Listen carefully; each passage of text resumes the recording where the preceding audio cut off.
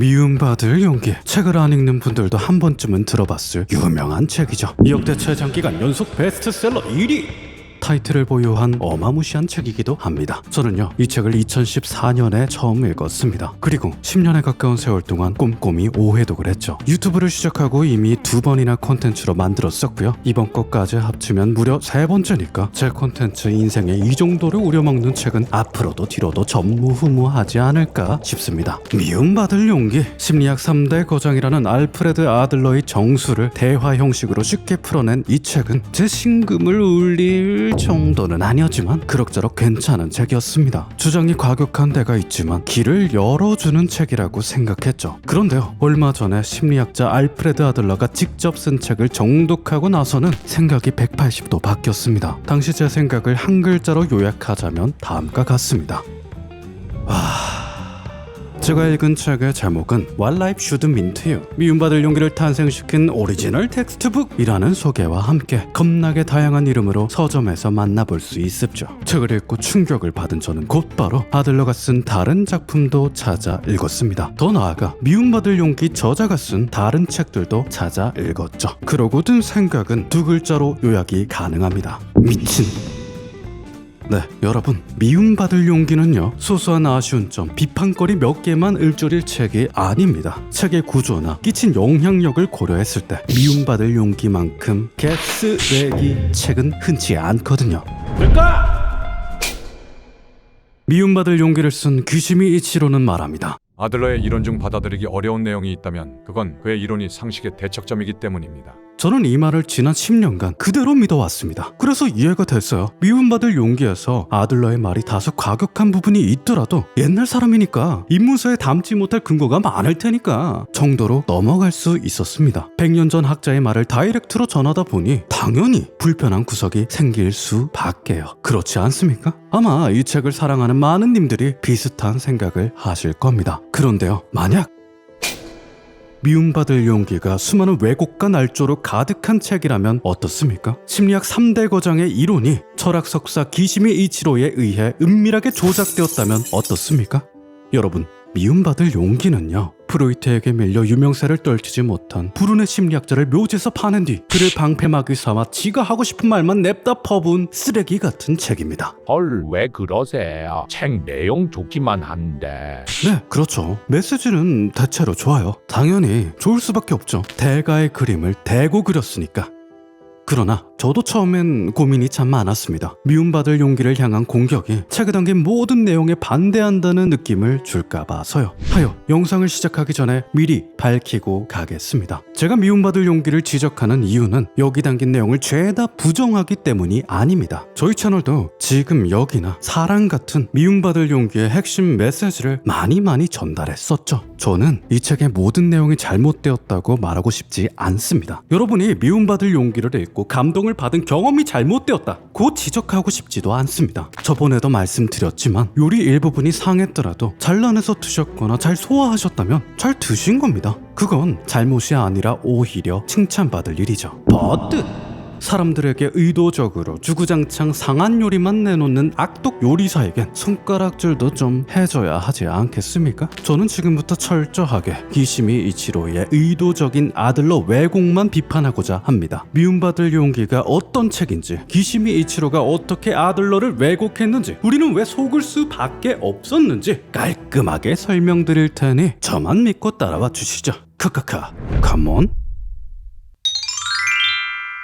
우선 미움받을 용기가 어떤 내용이었는지부터 빠르게 짚고 가봅시다. 이 책은 똑똑하고 인성 좋은 현자가 호기심 많은 청년에게 아들러의 개인 심리학을 가르치면서 이야기가 진행이 됩니다. 아들러가 대체 누구고 개인 심리학은 또 뭐냐고요? 지금부터는 제가 설명드리기보다 미움받을 용기를 직접 인용하면서 대답을 해드립죠.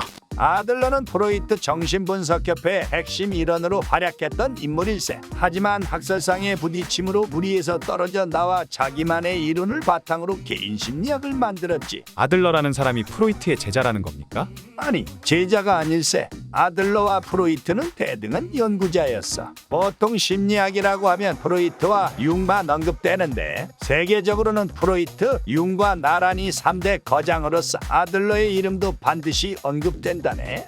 아니 그런데 이상하죠. 프로이트나 융은 많이 들어봤는데 아들러는 조금 생소합니다. 자네가 아들러를 모르는 것도 뿌리는 아니지. 아들러의 존재가 잊혔다는 사실, 그것이야말로 아들러의 사상이 일개 학문에서 벗어나서 상식이 된다는 것을 의미하니까.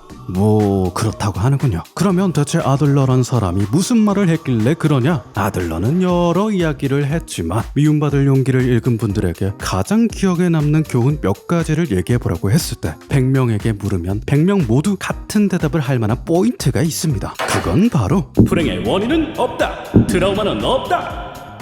공감하시죠? 미움받을 용기의 아이덴티티이자 책을 구성하는 논리의 토대입니다. 불행의 원인이 없다는 게 무슨 말이냐고요? 요컨대 이렇습니다. 자네는 히키코모리가 왜 밖으로 나오지 못한다고 생각하나? 따돌림을 당한 트라우마가 있거나 가정 환경 때문 아닐까요? 그러니까 과거의 원인이 있어서 그렇게 되었다는 거군. 그러나 철학자는 고개를 저으며 이렇게 말을 잇죠. 하지만 자네가 말한 대로 과거가 현재를 결정짓는다면 좀 이상하지 않나? 생각해보게. 부모에게 학대를 받고 자란 사람은 모두 히키코모리처럼 집안에 틀어박혀 지내야 앞뒤가 맞지 않겠나? 그러면 과거는 전혀 관계가 없다는 말씀입니까? 그래, 그것이 아들러 심리학의 입장이지. 학대가 불행을 만든다면 왜 위인 중에는 학대를 당한 사람이 있냐는 말이죠. 뭐 말이 좀 과격하긴 한데 뒷내용을 더 들어볼까요?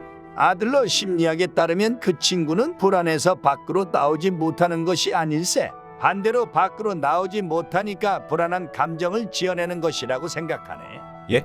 다시 말해, 그 친구에게는 바깥에 나갈 수 없다라는 목적이 먼저고 그 목적을 달성하는 수단으로 불안과 공포 같은 감정을 지어내는 거지. 아들러 심리학에서는 이것을 목적론이라고 한다네.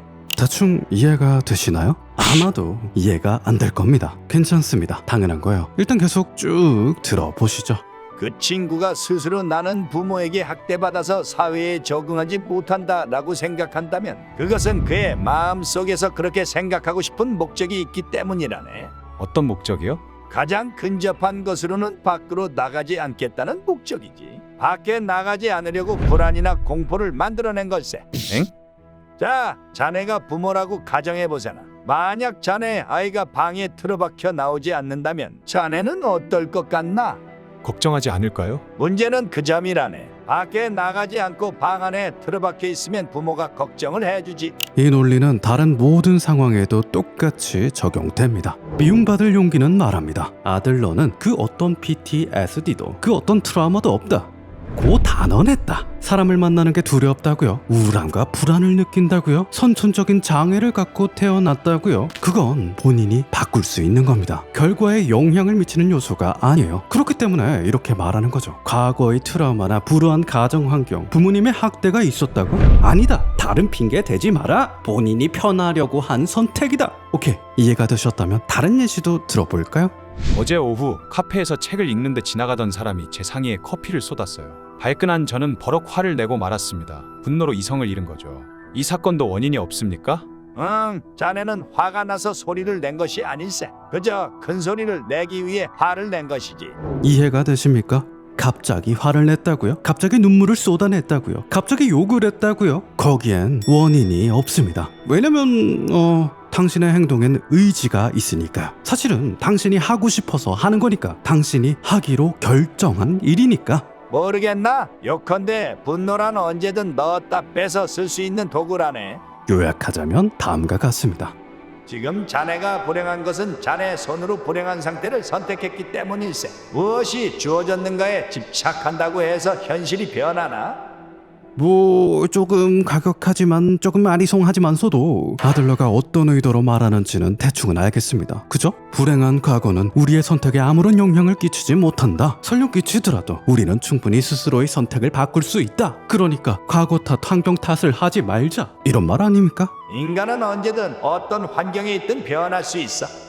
그러나 우리의 상식은 이와 정반대입니다. 아들러가 지금의 목적이 중요하다고 말했다면 우리는 완전히 반대로 과거의 원인에만 초점을 맞추죠. 예를 들어 내가 지금 성격이 안 좋은 건 부모님이 날 잘못 키워서야, 뭐 이런 식으로요. 아들러 심리학은 트라우마를 명백히 부정하네. 반대로 프로이트는 마음의 상처가 현재의 불행을 일으킨다고 생각하지. 미움받을 용기에 따르면 이런 식의 판단은 프로이트 때문입니다. 과거가 모든 것을 결정하고 과거를 바꿀 수 없다고 한다면 결국엔 허무주의나 염세주의에 빠지게 되겠지. 트라우마 이론으로 대표되는 프로이트의 원인론은 형태만 다른 결정론이자 허무주의의 입구일세. 자네는 그 가치관을 인정한 셈인가?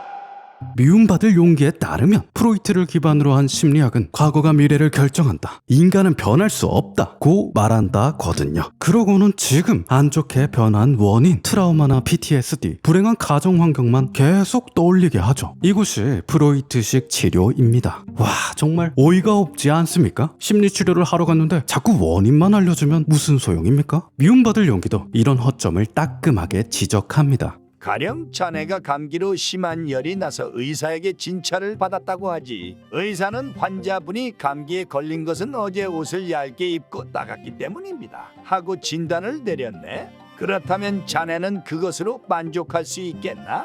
원인이냐 치료냐 하면 그렇죠. 환자에게 필요한 건 원인을 아는 것이 아닙니다. 환자에게 필요한 건 치료니까요. 아들러의 목적론은 지금까지의 인생에 무슨 일이 있었든지 앞으로의 인생에는 아무런 영향도 없다라고 말해주는 걸세. 네, 그렇습니다. 아들러는 원인은 아예 없다고 주장하면서 치료만을 생각하는 심리학자예요. 아들러에 따르면 원인은 하나도 중요하지 않습니다. 당신이 지금 겪는 불행은 자기 목적에 따른 스스로의 결정이니까요. 네, 미움받을 용기와 심리학자 아들러는 지금 우리에게 아무리 멘탈이 안 좋더라도 그 어떤 원인도 현재에 영향을 줄 수 없으며 의지와 신념에 따라 얼마든지 상황을 개선 가능하고 충분히 바뀔 수 있다는 확언을 해주는 겁니다. 독자들은 이런 문구를 보며 지금보다 더 좋아질 수 있다는 희망을 얻고요. 그뿐만인가요? 미움받을 용기는 말이에요. 그렇게 에너지가 채워주고 삶이 개선된다면 넘치는 에너지로 다른 사람들에게 공헌하라고요. 이야, 이런 긍정적인 메시지까지 대충 훑어는 봤는데요. 표현이 조금 거칠긴 해도 영상을 올릴 정도는 아닌 것 같은데요. 어두침침한 핑계를 대는 심리학보다야 희망의 용기를 주는 심리학이 훨씬 더 좋은 심리학 아닌가요? 아니야. 자, 그러면 지금부터는 미움받을 용기가 어떤 내용을 왜곡했는지 차근차근 말씀드리도록 하겠습니다. 세계적으로는 프로이트, 융과 나란히 3대 거장으로서 아들러의 이름도 반드시 언급된다네. 미움받을 용기는 아들러가 외국에선 반드시 심리학의 3대 거장으로 언급된다고 합니다. 이 말은 사실일까요? 아니요, 사실이 아닙니다. 실제로는 외국에서도 심층 심리학의 개척자 3명으로 매우 드물게 언급되었습니다. 소크라테스는 자신이 직접 쓴 책은 한 권도 남기지 않았지. 마찬가지로 아들러도 저술 활동에는 거의 관심이 없었네. 미움받을 용기는 아들러가 책은 거의 안 썼다는 식으로 말합니다. 이 말은 사실일까요? 아니요, 사실이 아닙니다. 아들러 본인은 일생 동안 300편이 넘는 글을 쓴 다작가였습니다. 아니, 이런 건 너무 치졸하게 지적하는 거 아니냐고요? 아니요, 아직 시작에 불과합니다. 대략 10살 전후라는 것이 아들러 심리학의 견해이지. 미움받을 용기에서는 성격이 결정되는 시기가 10살 전후라고 단언합니다. 이 말은 사실일까요? 아니요, 사실이 아닙니다. 아들러는 5살 전후라고 100번도 넘게 말했으니까요. 인간은 누구나 변할 수 있네. 인간은 언제든 변할 수 있어. 미움받을 용기는 아들러가 인간은 스스로 바뀌고자 한다면 언제든지 바뀐다고 장담했다고 합니다. 이 말은 사실일까요? 아니요, 사실이 아닙니다. 아들러 본인은 오히려 겁나게 힘든 일이고 혼자서는 바뀔 생각 하들랑 말하고 장담하죠. 아들러 심리학에서는 양육을 비롯한 타인과의 모든 커뮤니케이션에 있어서 칭찬은 금물이다라는 입장을 취한다네. 미움받을 용기에서는 어떤 상황에도 칭찬을 해서는 안 된다고 단언합니다. 이 말은 사실이 아닙니다. 우리는 아이의 결과물을 칭찬하면서 어떻게 하면 더 잘 만들 수 있는지를 암시해준다. 그 아이는 용기를 얻고 자극을 받는다. 아들러 본인은 그런 식으로 말한 적이 없어요. 너무 찌찌하게 지적하는 거 아니? 저도 이런 거 하나하나 지적하고 싶지는 않은데요. 여러분은 기시미 이치로가 어떤 부분에서 어떻게 왜곡하는지를 보셔야 합니다. 이런 사소한 왜곡과 비틀기는 곧 걷잡을 수 없이 커지거든요. 뭐 좋습니다. 저도 거두절미하고 본론부터 말씀드리죠. 앞서 미움받을 용기는 뭐라고 했죠? 불행의 원인은 없다. 불안 환경도 트라우마도 PTSD도 없다. 불행의 책임은 당신에게 있다. 고 아들러가 말했다. 기시미 이치로가 명확, 단언, 확신 같은 키워드를 써가며 아들러의 핵심이라 강조를 했던 메시지죠. 그런데 이 말은 사실일까요? 아들러가 뭐라고 했는지 살펴봅시다. 원인을 먼저 파악하라. 범죄자의 생애를 더듬어 보면 거의 모든 문제가 어린 시절의 가정생활의 경험 속에서 시작되었음을 발견하게 된다. 초기의 기억은 특별히 중요성을 띈다. 문제가 어떤 원인에서 비롯된 것인지 알게 될 때 자기인식 능력은 훨씬 배가 될 것. 아니, 악마의 편집 아니냐고요? 편협하게 문장 몇 개만 긁어 온 거 아니냐고요? 아닙니다. 아들러가 말한 내용의 100분의 1도 안 가져왔어요. 필요하다면 멈추고 보셔도 됩니다. 아들러는요, 처음부터 끝까지 원인의 중요성을 한 번도 아니고 두 번도 아니고 끊임없이 계속 쉴 새도 없이 계속 말해요. 아니, 그냥 쐐기를 받겠습니다. 아들러의 그 어떤 저서를 봐도 똑같아요. 아들러는 끊임없이 원인에 대해서 강조하고 또 강조했어요. 아들러가 쓴 책은 하나도 빠짐없이 불행의 원인을 분석하는 책이에요. 아들러는 과거나 원인은 중요하지 않다고 한 적이 없습니다. 아예 완전히 반대입니다. 아들러 심리학에서 가장 중요한 출발점이 바로 원인을 찾는 거라고요. 어떠한 방법으로든 최초의 오류를 발견하는 데까지 거슬러 올라가지 않는다면 성공할 수 없다. 사람이 바뀔 수 있는 경우는 마음이 모든 역경을 극복하기 위한 올바른 수단을 발견했을 때에만 가능하다. 기시미 이치로의 주장에는 뭔가 석연찮은 점이 있습니다. 아들러가 가장 중요하게 생각하는 교훈은요, 타자 공헌입니다. 그러니까 쉽게 말해서 다른 사람을 위하는 삶을 살라, 다른 사람한테 잘해 라고 말한 거죠. 미움받을 용기에서도 많이 다뤄졌던 교훈이고요. 그런데요, 미움받을 용기에서는 이런 내용도 나옵니다. 관계가 깨질까봐 전전긍긍하며 사는 것은 타인을 위해 사는 부자유스러운 삶이야. 타인의 기대 같은 것은 만족시킬 필요가 없다는 말일세.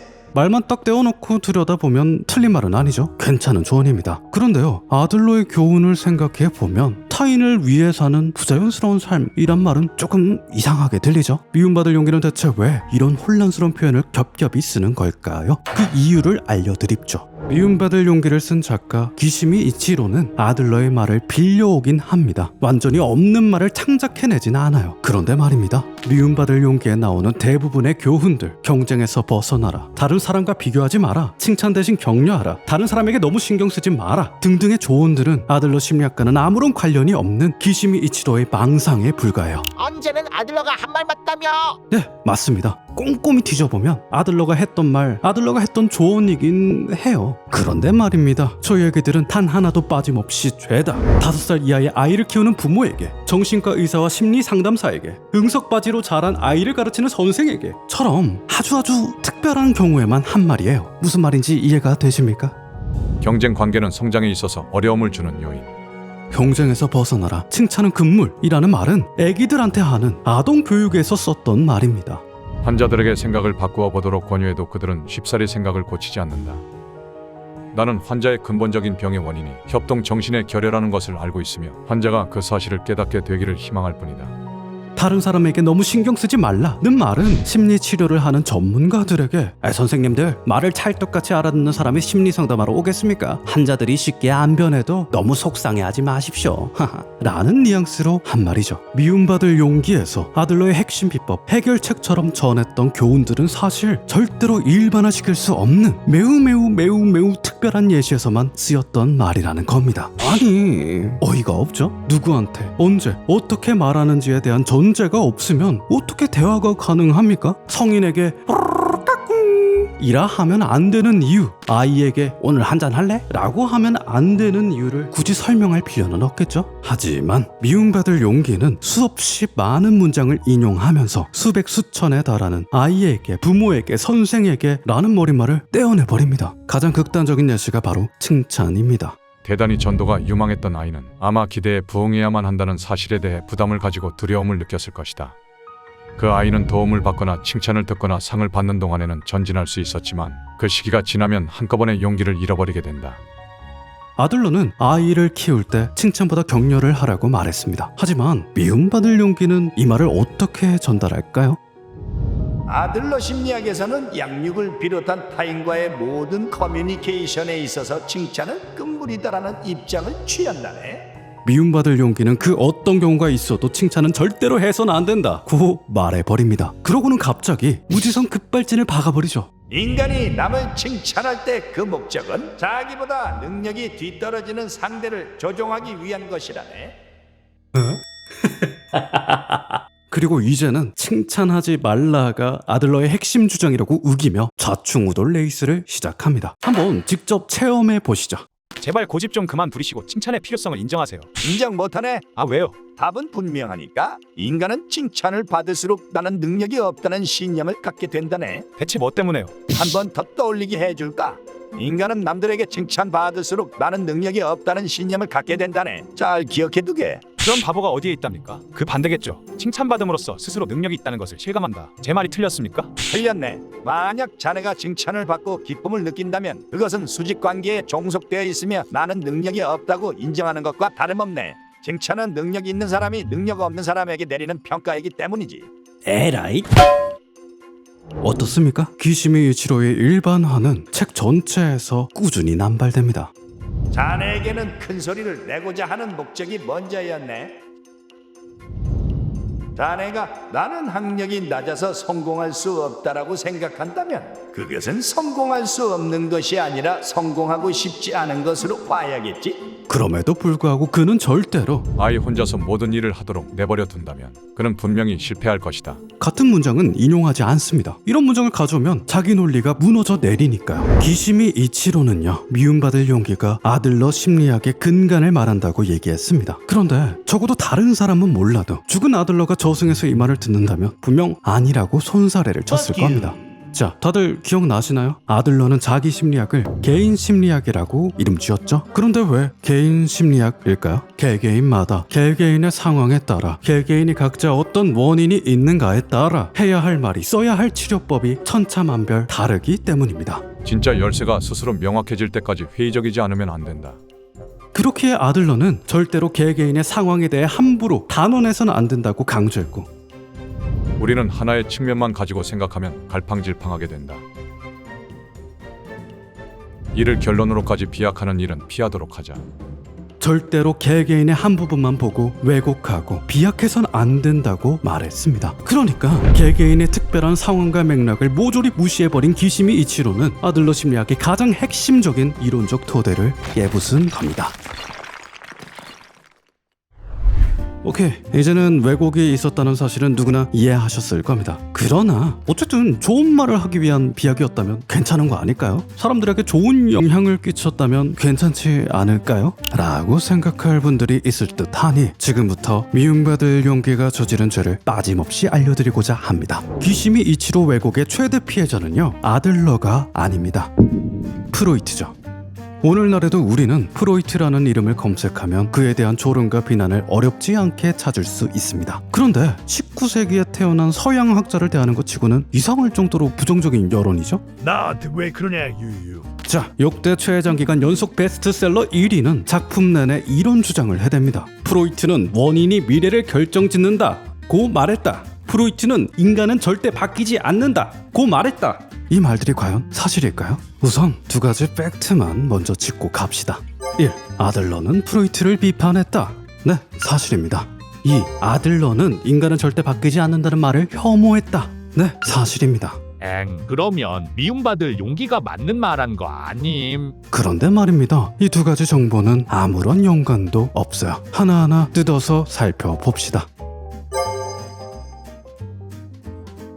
아들러는 프로이트를 비판했습니다. 이 말은 사실이에요. 그런데 말입니다. 융도 그래요. 융뿐만 아니라 대부분의 프로이트 학파는 프로이트를 비판합니다. 왜냐고요? 원래 그런 거니까요. 원래 모든 학문이 대립과 비판을 통해서 발전하는 거예요. 아니, 너무나 당연한 얘기죠. 프로이트의 이론 또한 마찬가지입니다. 비판과 수렴을 통해 조금씩 발전해왔죠. 당연한 일입니다. 아들러는 그를 대표하는 인물이고요. 이해가 되십니까? 물론 아들러와 융 모두 프로이트와 사이가 틀어졌죠. 사실입니다. 그럼에도 불구하고 오랜 시간 두 사람이 프로이트 학파로 분류되어 온 이유가 뭡니까? 당신들은 프로이트와 손절하지 않았소? 아니 그건 아주 틀린 말한 것은 아니고 쓸만한 것들도 있고. 아들러의 이론적 토대가 프로이트였기 때문이죠. 이 또한 사실입니다. 아들러는 인간은 바뀌지 않는다는 말을 혐오했습니다. 아니죠. 다시 말하겠습니다. 아들러는요, 아이가 바뀌지 않는다는 말을 혐오했습니다.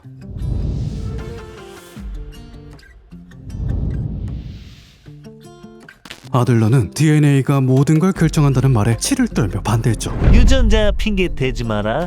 아들러의 입장에서 볼 때는 유전적 결함은 어린 시절 교육으로 충분히 커버할 수 있는 영역이었습니다. 그래서 아들러는 유아교육의 중요성을 누구보다 강조한 거예요. 유전 탓하는 교육자들의 책임 회피를 따끔하게 비판하면서요. 자녀 교육에 있어서 부모의 책임은 매우 크다. 하지만 기시미 이치로는 늘 해왔던 것처럼 아들러의 말에서 가장 중요한 두 단어, 유전과 아이를 빼버립니다. 그러고는 이렇게 말하죠.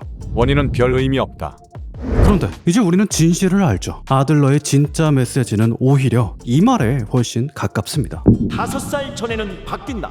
그리고 프로이트도 이와 완전히 똑같은 입장입니다. 프로이트도 똑같아요. 프로이트도 똑같이 5살 전에는 반드시 바뀐다고 말했어요. 이게 진실입니다. 하지만 기시미 이치로는 진실을 교묘하고 편협하게 엮어서 비틀어버리죠. 뭐? 아들러가 5살 전에는 반드시 바뀐다고 얘기했다고? 오케이! 아들러는 인간은 무조건 바뀐다고 말했다네. 뭐? 프로이트랑 둘이 싸웠다고? 그럼 프로이트는 반대로 말했겠죠? 오케이! 프로이트는 인간은 절대로 바뀌지 않는다고 말했다네. 네, 물론 프로이트가 원인이란 글자에 포커싱하고 아들러가 목적이란 글자에 포커싱한 것은 사실입니다. 그러나 그건 어디까지나 학술적인 영역의 미묘한 시각 차이지 진짜 원인만, 진짜 목적만 추구했다는 말이 아니라고요. 아니 애당초 인간은 절대로 바뀌지 않는다는 생각을 가진 정신과 의사, 심리학자가 어디 있습니까? 치료가 뭡니까? 과거가 미래를 다 결정해버린다면 치료를 대체 왜 하겠습니까? 프로이트든 아들러든 결국 마음이 아픈 사람들을 치료해주기 위해서 노력한 사람들입니다. 사람들을 발전 없이 과거에 머무르도록 종용한 악인이 아니라고요.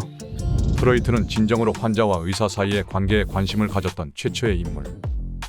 지난 세월 동안 수많은 사람들이 프로이트의 위대함에 대해 이야기해 왔습니다. 현대심리학과 정신의학도 여전히 프로이트를 리스펙하고 있죠. 왜냐? 프로이트는 심리학의 개척자로서 인간과학의 한계를 극복하려 노력했습니다. 무의식이라는 개념을 체계화했고 대화를 통한 치료 방식을 만들어냈죠. 프로이트의 흔적은 현대심리학과 정신의학에서도 지금 우리 주변의 일상에서도 쉽게 찾을 수 있습니다. 이게 무슨 말입니까? 프로이트의 이론이 지금의 잣대로 받아들여져선 안 되듯 마찬가지로 프로이트의 성취가 지금의 잣대로 받아들여져선 안 된다는 말입니다. 세종대왕이 만든 한글은 지금과는 형태가 많이 다르죠. 시간이 흐르면서 조금씩 발전해 왔기 때문입니다. 하지만 그렇다고 해서 그 누구도 세종대왕은 틀렸다고 말할 순 없습니다. 천문학 사상 제일 중요한 발견을 한 코페르니쿠스는 천체의 궤도를 완전히 잘못 설명해드렸죠. 하지만 그렇다고 해서 그 어떤 천문학자도 코페르니쿠스를 모욕하지 않습니다. 천재과학자 아인슈타인은 양자역학을 인정하지 않았죠. 하지만 그렇다고 해서 그 어떤 물리학자도 아인슈타인을 바보 등신이라고 하진 않습니다. 종의 기원에 크고 작은 오류가 있다고 해서 그 어떤 생물학자도 다윈은 사기꾼이라 말하지 않습니다. 이게 당연한 겁니다. 모든 학문은 선구자의 발판을 통해서 조금씩 발전해 나가는 거니까요. 프로이트는 누가 뭐래도 심리학과 정신의학 발전의 1등 공신이니까요. 그러니까 제가 하고 싶은 말은 책 한두 권 읽고 와서 특정 분야를 함부로 깎아내려선 안 된다는 거예요. 미움받을 용기에서 스스로 언급하셨던 것처럼 다른 심리학이 어떤 모습을 하고 있는지는 나는 잘 모르네.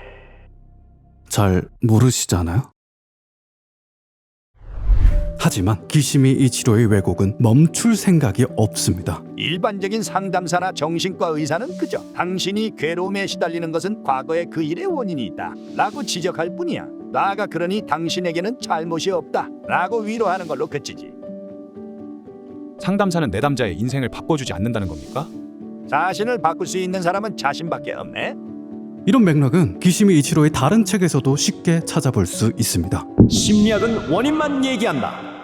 프로이트 비약에서부터 시작해서 이제는 아예 심리학과 정신의학을 건들기에 이르는 거죠. 최근 들어 정신과 의사나 심리상담사를 두고 프로이트에 기반을 둔 사기꾼이라는 정신나간 소리를 하는 사람이 많았는데요. 저는 이런 말도 안 되는 개소리가 대체 어디서 기어나왔나 했는데 심리학 분야 부동의 1위를 지키는 스테디셀러에서 나온 말이었습니다. 하지만 뭐 이것도 미움받을 용기의 논리만 봤을 땐 매우 타당한 주장이죠. 책이 여태 말했던 것처럼 정말로 인간이 마음만 먹으면 누구나 쉽게 변할 수 있다면, 정말로 자기를 바꿀 수 있는 건 자기뿐이라면 당연히 전문가가 필요 없겠죠. 하등 쓸모가 없겠죠. 당연한 말입니다. 이러한 사람을 어떤 방법으로 개선시킬 수 있을까? 그의 협동 능력을 개선하고 그의 인생 평가가 어디에서부터 잘못되어 왔는가를 가르쳐주는 것 외에는 다른 방법이 없다. 어린 시절에 어떤 부분에서부터 잘못된 판단이 시작됐는지 거슬러 올라가야만 그를 설득할 수 있다. 우리는 그들이 보다 좋은 의미를 찾아낼 수 있도록 도와야 한다. 아들러 본인이 완전히 정반대의 얘기를 했지만 뭐 그게 그렇게 중요합니까? 그죠? 자, 여러분, 아들러 심리치료의 핵심을 현대용어로 깔끔하게 정리해보면 다음과 같습니다. 발달 과정에서 생긴 왜곡된 신념을 찾아서 수정하는 것. 그런데 이 영상을 보는 당신이 심리학 전공자거나 조금이라도 심리학을 공부하셨다면 10중8구 머리를 갸우뚱하셨을 거예요. 뭐야, 당연한 말이잖아. 네, 너무 뻔한 말이죠. 아들러의 의견은요, 현대 심리학의 관점에서 보면 도전적인 느낌이 전혀 없는 너무나 평범한 말이에요. 왜곡된 신념을 수정하는 방법은 현대 정신치료에서 가장 흔하게 쓰이는 치료법이니까요. 자, 그러면요, 이번에는 기시미 이 치료가 주구장창 비판에 대는 트라우마를 직접 대면하는 치료, 이른바 노출 치료는 오늘날 어떤 취급을 받고 있을까요? 노출 치료는요, 모든 사람에게 효과가 있진 않습니다. 특정 경우에서는 오히려 트라우마를 되새기면서 역효과가 나기도 하죠. 그런데 말입니다. 범불안장애, 공포증, PTSD, 강박장애 또는 내담자가 아픔을 억제하고 있는 경우에는 아주 큰 효과를 보이고 있죠. 자, 그렇다면 이번엔 프로이트와 아들러조차도 어쩔 수 없다고 포기한 유전 쪽은 어떨까요? 탈모나 발톱무전이 유전이 되는 것처럼 우리 주변엔 태어날 때부터 우울과 불안을 더 많이 느끼는 사람이 있습니다. 태어날 때부터 집중을 남들보다 못하거나 엄청나게 충동적인 사람도 있죠. 그러나 신경생물학이 발전하고 발전한 덕분에 오늘날 우리는 정신과에 가면 적절한 약을 처방받고 유전적 결함마저 이겨낼 수 있게 됐습니다. 그러면요, 한번 생각해 봅시다. 만약 당신이 심리 상담사라면, 정신과 의사라면 환자를 어떻게 치료하시겠습니까? 세 가지 방법 중 어떤 걸 사용하시겠습니까? 아마 당신은 이렇게 대답할 겁니다. 왜 골랐어야 되죠? 네, 환자에 따라서는 A도 쓰고 B도 쓰고 C도 쓰고 가능하다면 D도, E도, F도 쓸 겁니다. 환자의 증상에 맞게, 원인에 맞게, 상황에 맞게 적절한 판단에 따라서 다르게 쓸 거예요. 어떤 경우에는 다 쓰기도 할 테고 어떤 경우에는 몇 개만 쓰기도 할 겁니다. 개개인에 맞춰서 적절한 치료법을 찾는 개인 심리학처럼요. 하지만 미움받을 용기는 느닷없이 원인이냐 치료냐 하는 이분법을 꺼내들면서 우리를 혼란스럽게 만듭니다. 그런데 생각해보세요. 세상 그 어떤 의사도 그 어떤 사람도 원인과 치료를 분리해서 생각하지 않습니다. 분리할 필요도 없고 분리할 이유도 없죠. 우리는 그냥 숨을 쉬는데 갑자기 와서 글씀보다 말씀이 더 중요하다 라고 말하는 것과 다를 바 없습니다. 아니, 원인과 치료를 대체 왜 분리하나요? 만약 상한 우유를 먹고 배탈이 났다면 그 원인을 명확히 밝혀줘야 의사는 더 적절한 진료와 치료를 할 거고 환자는 더 적절한 대처와 예방을 하겠죠. 그렇지 않습니까?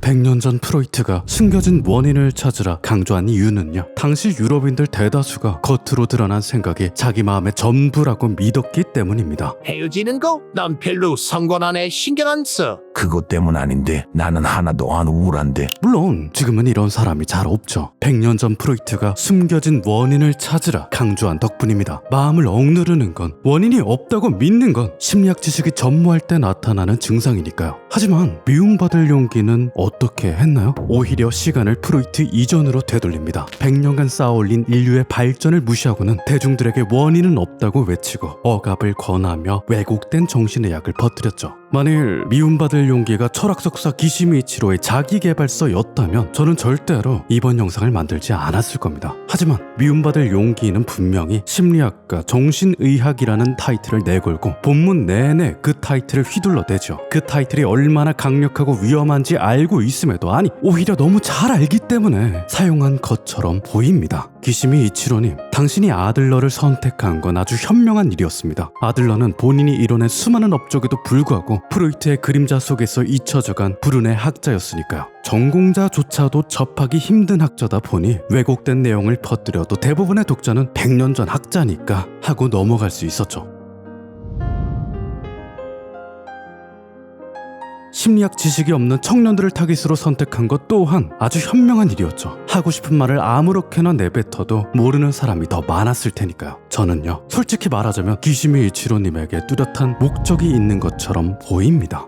심리학 3대 고장이라는 올려치기, 아들러는 책은 거의 쓰지 않았다는 왜곡된 TMI부터 아들러의 이론은 원래 받아들이기 어렵다는 변명까지, 이 모든 게 어떤 목적이 있는 것처럼 보여요. 10권에 가까운 아들러 책과 수억 원의 심리학 개론서를 써내면서도 20년 넘게 아들러 전문가를 자처했음에도 수백 수천 개의 문장 하나하나를 왜곡하고 비트는 과정이 있었음에도 지금까지 진실을 몰랐다는 건 정말로 말이 안 되잖아요.